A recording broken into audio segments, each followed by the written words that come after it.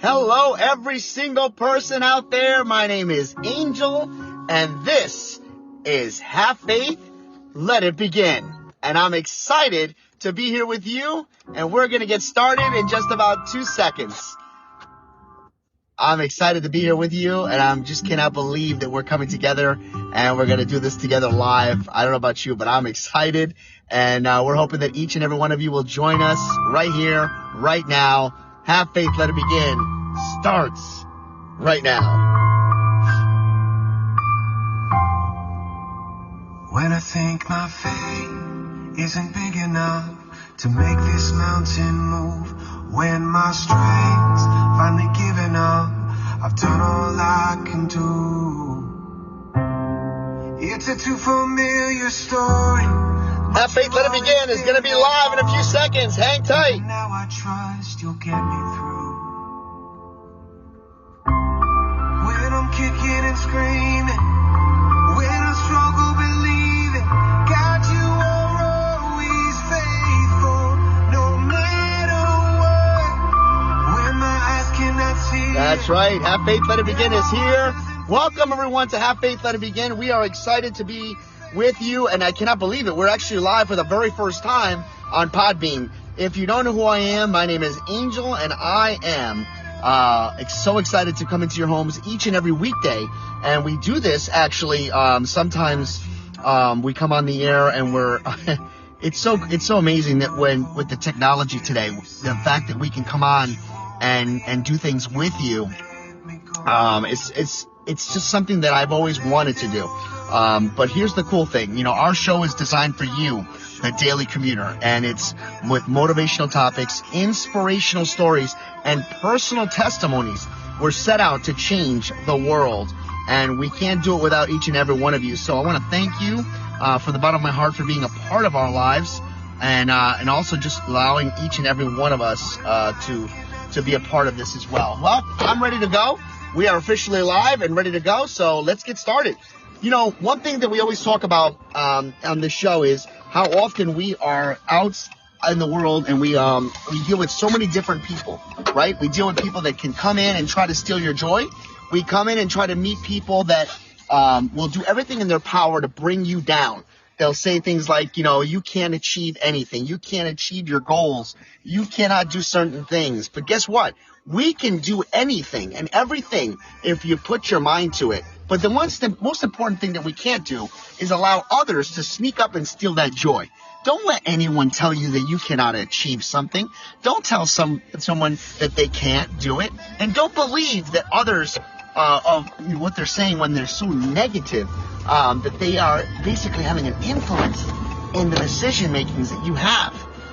It's not worth it, everyone. It's just not worth it. So one of the things that I love about our show is we constantly talk about different things, motivational parts. I want to share a story with you. Back when in my early 2000s, when I was dealing with a depression, my depression was really, really difficult because, I had gone through a huge breakup, and one of the breakups that I had really set me off in a depression for about 2 years. And it was very difficult to overcome it, because what happened was I really didn't have that outlet. I didn't have that person that at the time I felt like I can go to. So many people had told me and warned me that this is not going to work. This relationship's not going to materialize into anything. She doesn't care about you. She's using you. And of course, when you're in your early 20s, you think that you know everything. You think you've found everything. You think you've accomplished everything. But in reality is you don't know anything. You think you do, but you just don't. So here I am, trying to do all that I can to make sure I make it work. And, of course, things went south, and I got my heart crushed. And at the same time I was dealing with that, I was transferring to another state with the company that I worked for. And quite honestly, it was a very eye-opening experience, because I had never left home. I've never left the state, and I've never lived on my own, for that matter. And each day was more difficult than the next. And then, of course, I went into my job, and I had the worst manager that you can think of, who did not like me, who didn't want me there. He didn't want that transfer to take place. And he decided that it was going to be up to him to find a way to discourage me, to make me feel so angry and belittle me to the point where I would probably just quit and never return. I stuck it out, but I dealt with a lot of torture, a lot of verbal torture, a lot of sneaky tricks, a lot of things that just was really, really difficult. And one of the things that I struggle with today is not knowing what the next day is going to bring. But throughout all the difficulties that I went through in life, I developed a trust in God, and I started to believe and understand that God being a part of my life and letting him in put me in a better mindset to understand that there was nothing and no one that could penetrate the armor of God that I had on me. So I started to make friends. I started to go out. I started to reinvent myself, not because I didn't believe or like who I was. I never really got a chance to know I never let my real self in and out for that matter. I just didn't know who to be.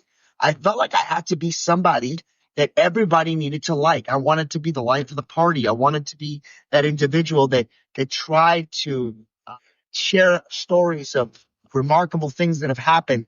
I would share things that, and maybe even exaggerate too at times about things that I was doing, which were, I don't want to say lies, just made it bigger than what it was. So, you sit back and you say to yourself, my goodness, what was I thinking? Why did I allow those things to happen? Why did I allow myself to be someone that I wasn't? So as I moved forward in life, and I started realizing that, hey, I too can be an influence on others, I started to realize that God was first in my life, and he will always be first. And by doing that, it allowed me the opportunity to see things in a better light. And even today, going to ministry school and dealing with the hardship of trying to balance time, 2 kids, working wife of 2 jobs. I work 3 jobs and still trying to find time to study is difficult. But what was the most challenging part about being away for 6 years and then finally coming home was finding that trust and the balance in meeting my now wife. And when I found her, I was at ease. I was at peace with myself.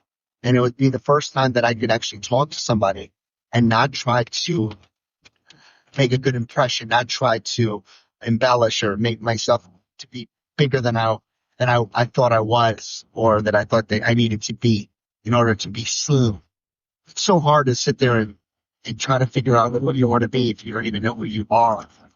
We can do things if you just put our minds at ease and we trust in ourselves. We put our faith first, our first foot forward, and allow others to see who we are. And finally, just to end on this note, as you get older and you get wiser, hopefully, right, you will encounter so many other people.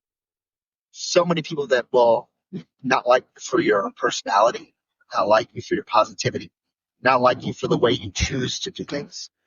Don't put yourself in a position to lower your standards to meet them at a spot where they are. Be proud of who you are. Be proud of where you come from.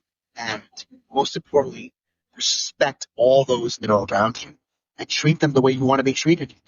Because when it's all said and done, there's no reason for you to feel like you cannot achieve anything. So I want you to think about that today. I hope that each and every one of you continue to aspire to be a better person. And always remember that God loves you, that God believes in you, that God trusts you, and that God is never going to leave your side. So on behalf of all of us here, may God be with you.